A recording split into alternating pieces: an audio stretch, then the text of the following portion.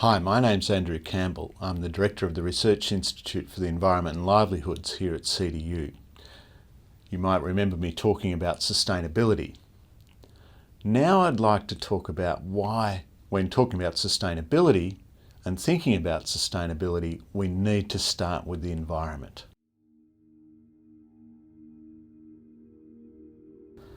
You've probably heard people say there's no plan B. Well, when it comes to the environment, there's no planet B. Human life is utterly and completely dependent on the goods and services that we get from the environment.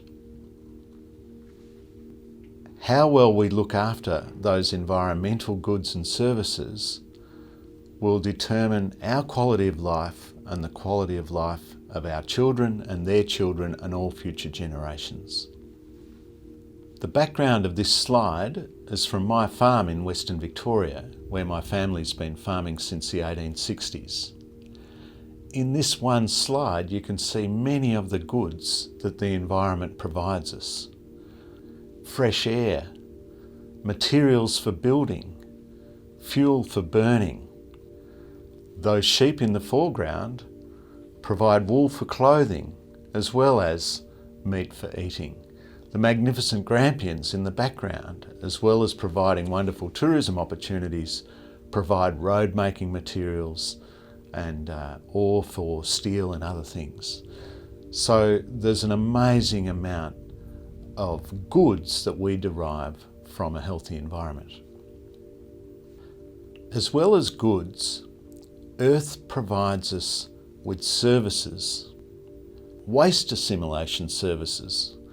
Every time you go to a landfill, you're asking the earth to deal with human waste. Pollination services. Our food production would be radically less if it wasn't for the work that bees do in pollinating food crops.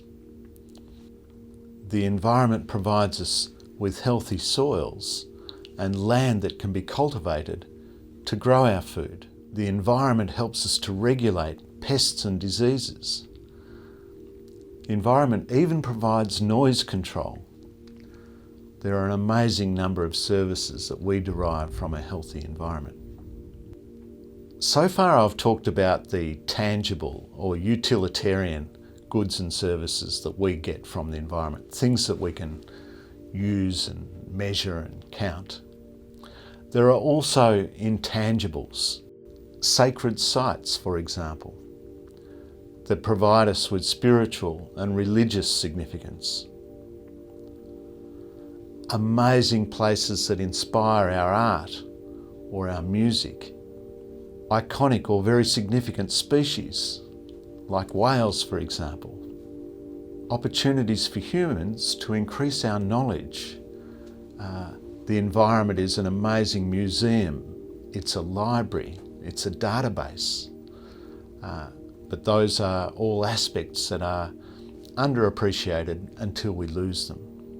So just to recap, the environment is the basis for human life on Earth and for our future. So it underpins everything else we do in sustainability. We have some major challenges around reducing greenhouse gas emissions, shifting to more use of renewable resources, radically improving our water and energy productivity, growing more food but growing it more sustainably, and doing all of that simultaneously. That's going to require great respect for our environment, coupled with enormous technical, social, political and economic innovation using all the disciplines that you can study here at CDU.